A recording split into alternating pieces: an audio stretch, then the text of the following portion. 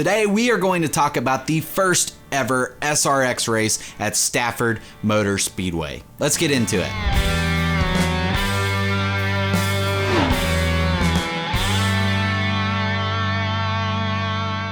Last December, I did a preview video about the SRX, and it actually turned out to be one of the top performing videos on this channel. It has over 120,000 views. I never thought I'd get a video with that many views, but hey, we did it. So I titled that video, Should NASCAR Be Worried? Clearly, I know NASCAR shouldn't be worried about the SRX. The SRX relies on series like NASCAR to create superstars to come race in its series. SRX is not going to become the premier stock car racing league. I just don't think that's going to happen. However, I think NASCAR should be aware that they're going to be compared pretty aggressively to the SRX. People already like to compare NASCAR to IndyCar or compare NASCAR to F1. People are going to compare NASCAR to the SRX. They just are. So that was my thought process on titling that video. And after watching this SRX race Saturday night, I stand behind it. It was an incredible event, and very easily the SRX could have totally flopped. It could have debuted and been a snooze fest. It could have sucked. And you know what? It actually ended up being really, really good.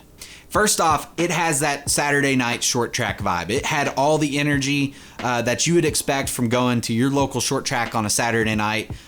Man, it felt really cool to watch that on television because it was really conveyed through the broadcast really well. At least to me it was. Also, they had the star power there. It's called the Superstar Racing Experience. You know, the drivers that they had Helio Castroneves, who just won the Indy 500. That's so cool that he is racing in this series. It just kind of lucked out that that happened. But then also you have Michael Waltrip and Bill Elliott. And that kind of brings me to the next thing. It had some nostalgia factor. Motorsports fans were nostalgic people. You had Alan Bestwick in the booth. You had Bill Elliott, who is one of the most popular NASCAR drivers of all time. It's just really cool to see all of those things together in one package. That, even before the green flag dropped, the Superstar Racing Experience really had all of those things going for it. I thought the cars looked super awesome on the racetrack. Even, just watching them race around each other, all the different colors and stuff. There was just something about that kind of reminded me of the old IROC days a little bit, but it felt like its own thing. The on-track product I felt like was really racy. It seemed maybe a little bit like all the cars were a little bit tight. 750 horsepower. That is a lot of horsepower for a short track, so I'm sure getting those cars handling good is probably a little bit of work, but I really liked the race car in general. It felt like a beefed up late model in a lot of ways. I don't know. I liked it. That being said, there are a couple small things that I would at least suggest. First off, I don't like inverts, so I would get rid of the invert. Never been a big fan of those. I just feel like they're a little bit gimmicky from time to time. Also, I think it would be a good thing to give drivers fresh tires for the main event. This way they can be a little bit more aggressive in the heat races, trying to get some track position, and not have to worry about using all their stuff up, trying to get good track position for the main event. I think that could be a nice factor and maybe would make the racing a little bit more aggressive. And last but not least, the fun cautions. If we're going to do these competition cautions, at least have a rhyme or a reason behind it. Do it on a specific lap, or say, hey, if we go 50 laps without a caution, we're going to throw a competition caution. At least have it like structured and in the rule book. Don't just say like, oh, we don't like what we're seeing, let's throw a caution. I don't like that. Don't do that.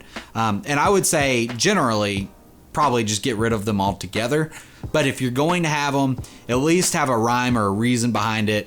Overall, I think that makes things better in general. But yeah, I severely underestimated how much I was going to enjoy this event. Immediately once it was over, I started looking at tickets for Nashville. I think I'm going to be going to the Nashville Fairgrounds race. I'm really excited for that. If anyone at SRX wants to hook your guy up with some pit passes or some media passes or something like that, I'll gladly show up and make some content for you guys. I think that would be a whole lot of fun as well. Find me on Twitter down below if you're interested in that. Just shameless plug. I just felt like I had to do that. But let me know what you think down in the comments below. What do you think about SRX? Who do you think is going to be the top dog in SRX this year? Let me know down in the comments below. And you can find me on Twitter or Instagram in the description.